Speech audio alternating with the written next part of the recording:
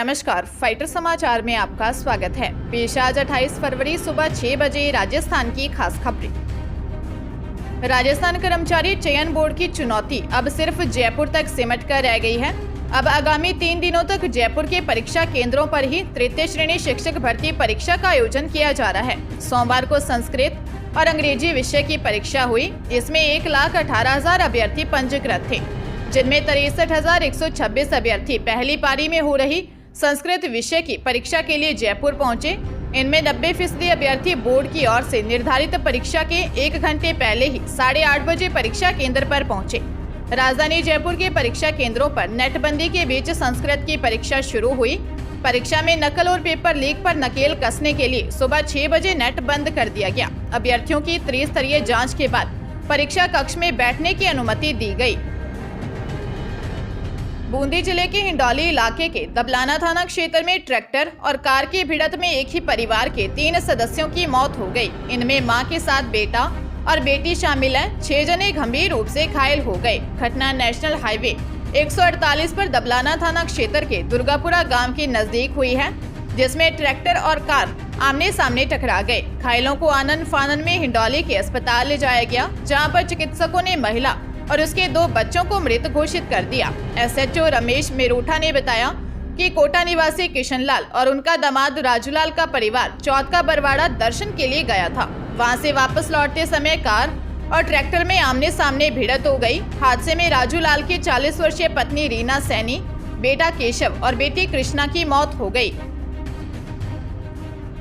चित्तौड़गढ़ जिले में एक युवती ने बात करनी बंद कर दी तो युवक तनाव में आ गया। उसने थाने के सामने अपनी ही बाइक से पेट्रोल निकाला और अपने ऊपर डाल लिया। इसके बाद खुद को आग लगा ली। हो हल्ला हुआ तो थाने के सीआई बैरक से कंबल लेकर दौड़े। जलते युवक पर कंबल डाला और उसे हॉस्पिटल पहुंचाया। कोतवाली थाने के सामने रोडवेज डिपो के पास थड़ियां लगी हुई हैं। यहाँ भीलवाड़ा जिले के बिलिया कला हमीरगढ़ निवासी 22 वर्षीय भानु प्रताप बाइक से आया। उसने थड़ी के बाहर बाइक से पेट्रोल निकाला और खुद पर छिड़क कर आग लगा ली। पुलिस के अनुसार भानु प्रताप भीलवाड़ा के एक प्राइवेट हॉस्पिटल में काम करता है। युवक ने बताया कि चित्तौड़गढ़ निवासी एक युवती से उसकी बातचीत होती थी। दोनों के बीच विवाद की बात सामने आ रही है।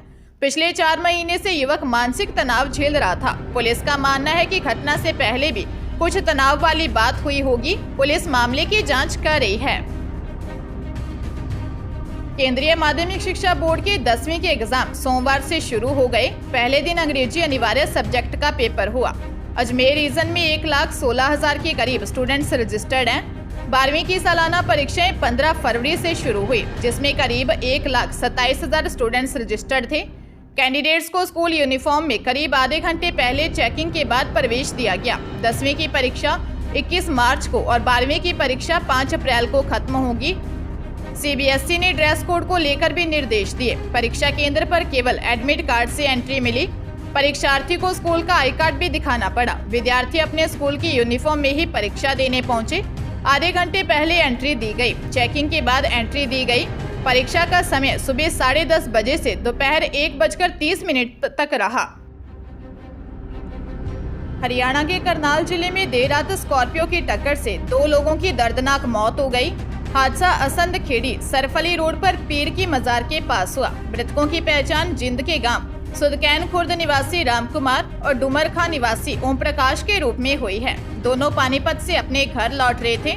घटना की सूचना के बाद मौके पर पहुंची पुलिस ने शव को कब्जे में लेकर पोस्टमार्टम के लिए कार्रवाई शुरू कर दी है। जानकारी के मुताबिक 26 फरवरी को पानीपत में रामकुमार के भतीजे प्रवीण के लड़के हर्ष का जन्मदिन समारोह था। वह फोटोग्राफर ओम प्रकाश को साथ लेकर पानीपत गया हुआ था। जन्मदिन समारोह से वापस घर लौटते वक्त यह हादसा हुआ। पुलिस मामले की जांच कर रही है।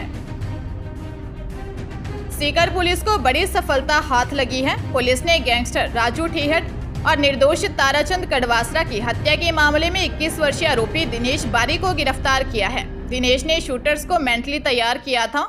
इसके अलावा शूटर्स को इंडिया में कई जगह का टूर भी करवाया। आरोपी का रोहित गोदारा से सीधा कनेक्शन है।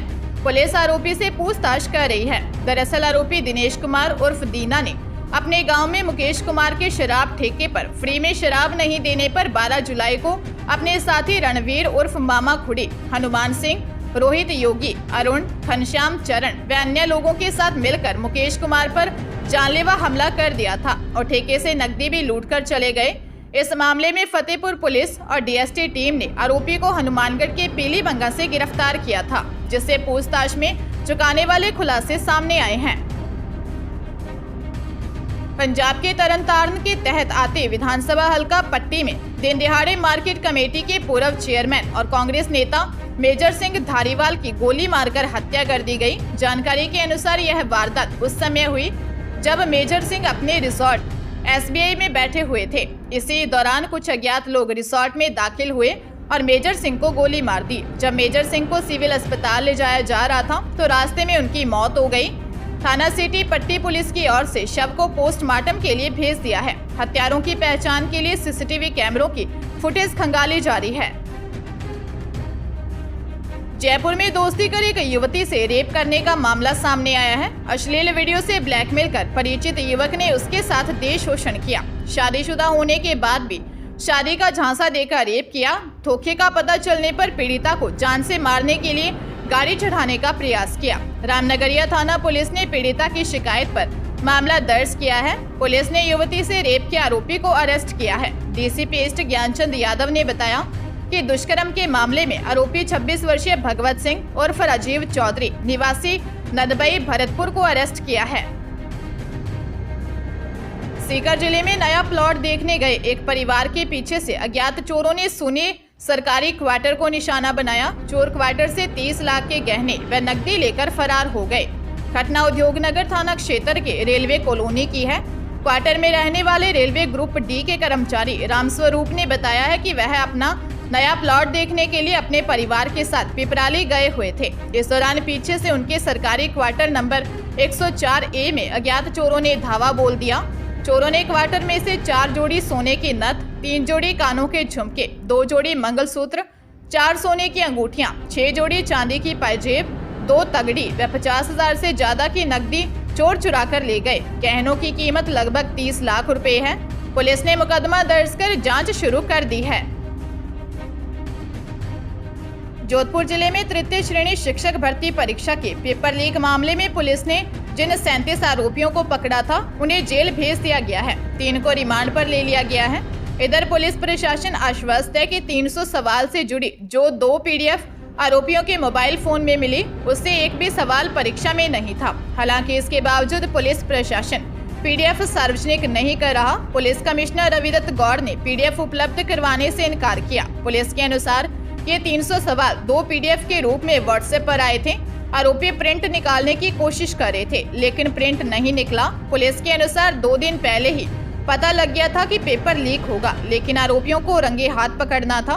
आरोपी मुकेश जोशी निवासी जोधपुर केरू में कंप्यूटर की दुकान चलाता है। उसका दोस्त सुरेश थोरी RS परीक्षा की तैयारी कर रहा है। तीसरा आरोपी परवीन बिश्नोई है जो सुरेश के माध्यम से मुकेश से जुड़ा। उसने पेपर उपलब्ध करवाने का जिम्मा लिया।